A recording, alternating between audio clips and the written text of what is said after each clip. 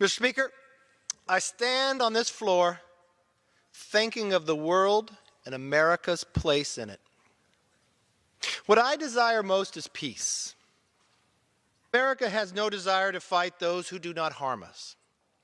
And I would gladly support any international agreement that I thought would bring us to an honorable and enduring peace. But peace is not based on hope. It is not based on good intentions, and it is not based on pieces of paper signed at well-planned ceremonies. Peace is based on strength. And America and our allies will only be at peace if those who hate us fear us. This is where our credibility matters. So when an American president agrees to a deal that is so obviously unequal and untenable, everyone stops fearing us. They start to think they can push us around. Now let me be clear. They may start to push, but no one can knock us down. America will win any fight. Our enemies should know that. But frankly, I want our enemies to be so afraid of us, they don't even want to fight. That saves everyone a great deal of trouble. So when I look back to our nuclear deals with North Korea and our deal with Iran, they weren't just flawed, they are dangerous. And the displays of weakness have consequences beyond nuclear weapons. Our North Korea deal have failed. The Kim regime will soon have nuclear warheads on intercontinental ballistic missiles. These warheads will be capable of hitting our homeland.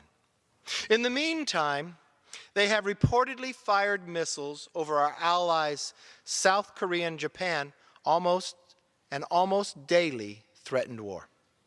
The deal with Iran is on a path to failure, designed in such a way that even if it were followed, a regime that chants death to America.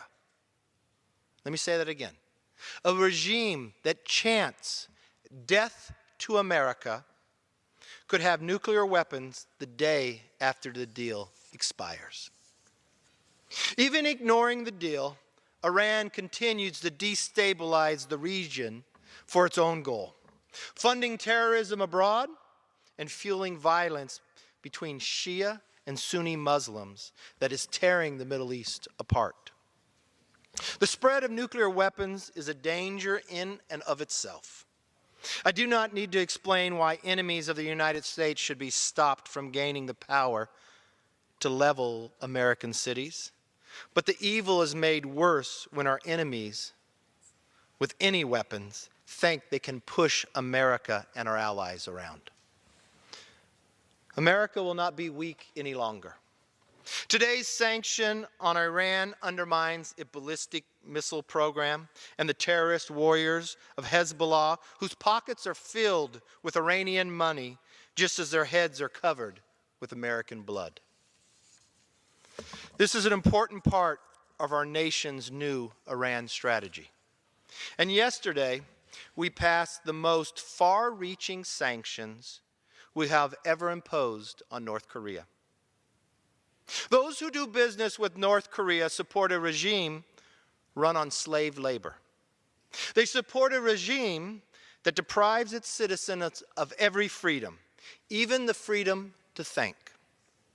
And they support a regime that tortured and murdered an American citizen, Otto Warmbier. Not because he committed a crime or threatened their government in any way, but because he was an American. If we do business with such a regime, there will be severe consequences. Now, I had the honor of meeting Otto's parents, Cindy and Fred. They told me about Otto's warmth, his joy, his love of life, the great hopes he had. In everything, he stood as a living example of the good in humanity that the Kim regime seeks to destroy. So we renamed that legislation as the Otto Warmbier North Korea Nuclear Sanctions Act. It won't bring them back, but it will remind North Korea that evil has consequences. Otto's murder was a crime we cannot accept. But it is a crime, I fear, our enemies would repeat at a much larger scale if we do not start stopping them now. So let's remind them who they're up against. America will not fail. I yield back. Gentlemen.